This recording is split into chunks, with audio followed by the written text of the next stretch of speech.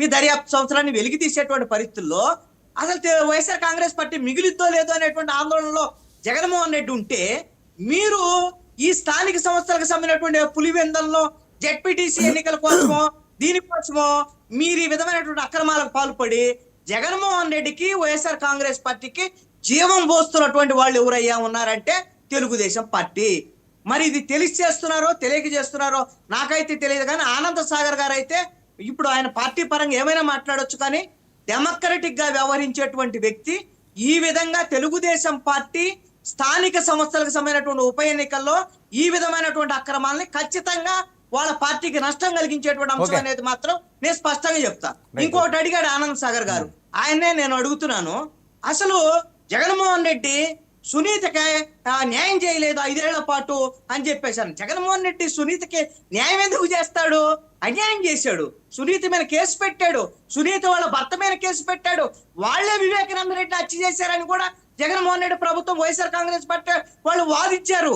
వాళ్ళెందుకు సహకరిస్తారు? వాళ్ళెందుకు కాపాడతారు? సునీత రెడ్డికి ఎందుకు సహకరిస్తారు? సహకరించాల్సింది ఎవరయ్యా అంటే జగన్మోహన్ రెడ్డి వైఎస్ఆర్ కాంగ్రెస్ పార్టీ వివేకానంద రెడ్డిని హత్య చేసింది, దానికి సంబంధించి 5 ఏళ్లు మాట్లాడినటువంటి తెలుగుదేశం పార్టీ చంద్రబాబు నాయుడు, మీరు మీ ప్రభుత్వం ఈ రోజున ఉంది అదన్నీ మాట్లాడుకొని ఆ విధమైనటువంటి సానుభూతి పొంది మీ రోజున ఓట్లు పొంది 164 సీట్లు తెచ్చుకున్నారు. సునీతకి న్యాయం చేయాల్సింది చంద్రబాబు నాయుడు.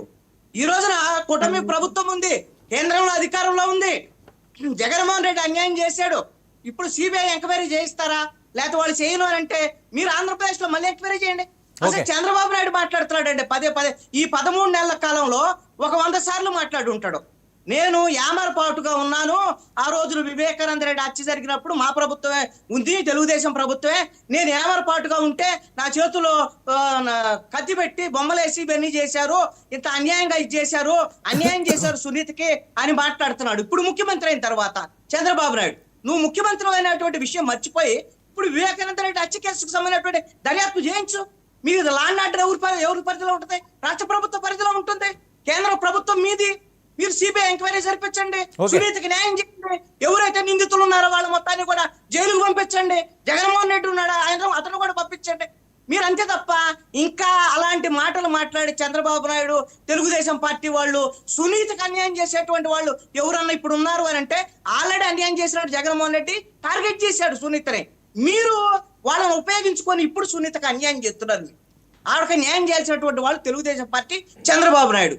ఖచ్చితంగా ఆవిడకి న్యాయం జరగకపోతే దానికి బాధ్యుడు చంద్రబాబు నాయుడే. వివేకానంద రెడ్డి హత్య కేసుని దోషులు తేల్చాల్సినటువంటి బాధ్యత ఇప్పుడు ప్రభుత్వాన్ని, కేంద్ర రాష్ట్ర ప్రభుత్వాలదే, ఖచ్చితంగా తేల్చాలి. కాదండి, సతీష్ రెడ్డి ఏంటి సిబిఐ ఎంక్వైరీ చేయించమంటున్నారు? ఆయనకి ఏదో అవుతున్నదని. ఇప్పుడు సిబిఐ ఎంక్వైరీ చేస్తే ఏమైందండి? ఇప్పుడు నేను ఒకవేళ రేపొద్దున ఆయన మీద దాడి జరిగిద్దో లేకపోతే ఏదో దాని మీద నా మీద ఇప్పుడు తెలుగుదేశం టార్గెట్ చేసిందని చెప్పడానికి ఆయన మాట్లాడాడు. ఇప్పుడు వివేకానంద రెడ్డి హత్య కేసులో సిబిఐ వాళ్ళు వచ్చి ఎంక్వైరీ చేశారు, సిబిఐ దర్యాప్తు జరిపారు. కడపలో ఏం చేశారు? సిబిఐ వాళ్ళు బెదిరించారు వైఎస్ఆర్ కాంగ్రెస్ పార్టీ వాళ్ళు, మీకు బాంబులు వేస్తాం మీరు వెంటనే మీరు కడప వదిలిపెట్టి వెళ్ళిపోకపోతే అని. సిబిఐ వాళ్ళు ఏం చేస్తారు? దర్యాప్తు వచ్చి ఒకవేళ ఈయనకి ఏమైనా జరిగినా లేకపోతే ఇంకోటి జరిగినా ఇంకోటి, ఇక్కడ ప్రభుత్వం తెలుగుదేశం పార్టీ, అక్కడ ప్రభుత్వం బీజేపీ సంబంధించినటువంటి వ్యవహారం, ఇవన్నీ కూడా కేవలం పొలిటికల్ కి సంబంధించినటువంటి ఒక స్టేట్మెంట్ల కింద పనికొస్తాయి తప్ప సిబిఐ అయినా ఇవన్నీ పంజరంలో చిలకలేగా. రేపు పొద్దున ఒకవేళ అలాంటి దాడులు జరిగిన ఉపయోగం కూడా లేనటువంటి పరిస్థితి ఉంది.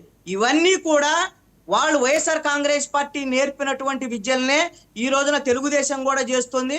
దానివల్ల వైఎస్ఆర్ కాంగ్రెస్ పార్టీకి వచ్చినటువంటి ఫలితాలే భవిష్యత్తులో తెలుగుదేశం పార్టీకి కూడా వచ్చేదానికి అవకాశం ఉంది అనేటువంటి విషయాన్ని మాత్రం వాళ్ళు గమనిస్తే మంచిది. తెలుగుదేశం పార్టీ వాళ్ళు చాలా అప్రజాస్వామికంగా ప్రజాస్వామ్యాన్ని కూనీ చేసేటువంటి విధంగా ఈ 13 నెలల్లో స్థానిక సంస్థల ఉప ఎన్నికలన్నిట్లో కూడా తెలుగుదేశం పార్టీ ప్రజాస్వామ్యాన్ని కూనీ చేసింది. దానికి తెలుగుదేశం పార్టీకి తానా అంటే తందాన అనేటువంటి విధంగా జనసేన కూడా అంటోంది. కాబట్టి జనసేన వాళ్ళు కూడా దయచేసి ఆలోచించుకొని ఇలాంటి అప్రజాస్వామికమైనటువంటి చర్యలకి జనసేన మద్దతు ఇవ్వకపోవడం, కనీసంగా మాట్లాడకుండా ఉంటే వాళ్ళు ఉండేటువంటి క్లీన్ ఇమేజ్ బాగుంటుంది అనేటువంటిది నా యొక్క సూచన మాత్రమే. లేదు ఒకటే మేమిద్దరం కలిసి గంగలో దూకుతాం, జగన్మోహన్ రెడ్డి అన్ని 5 ఏళ్ళు మన అక్రమాలు చేశాడు కదా, మా మీద అక్రమ కేసులు పెట్టాడు, దాడులు చేశాడు, లేకపోతే మా ఇష్టారాజ్యంగా చేశాడు, మేము కూడా అలానే చేస్తామని ఇద్దరు కలిసి చేశారనుకోండి, ఇద్దరు అనుభవించాల్సి వస్తుంది భవిష్యత్తులో. ఓకే వివేక్, ఇది ముగ్గురు మాట్లాడింది.